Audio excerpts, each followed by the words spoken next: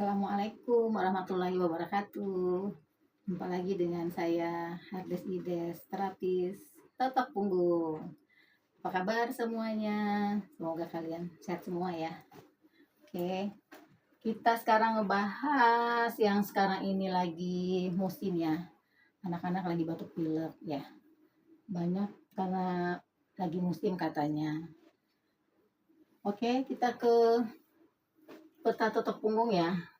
Titiknya itu di area belikat kanan dan belikat kiri. Tapi sebelumnya itu tetap kita harus melakukan yang 6 langkah ya, general treatment. Sudah pernah saya bahas sebelumnya ya di video sebelumnya.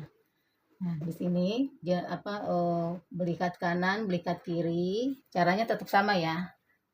Ditempel, tekan, getarkan, dibenturkan ke tulang sepanjang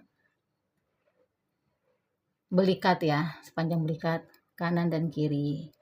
Karena di area ini terdapat paru-paru. Oke, mungkin sekian dulu video singkat ini. Semoga bermanfaat bagi saya dan yang lainnya. Terima kasih. Assalamualaikum warahmatullahi wabarakatuh.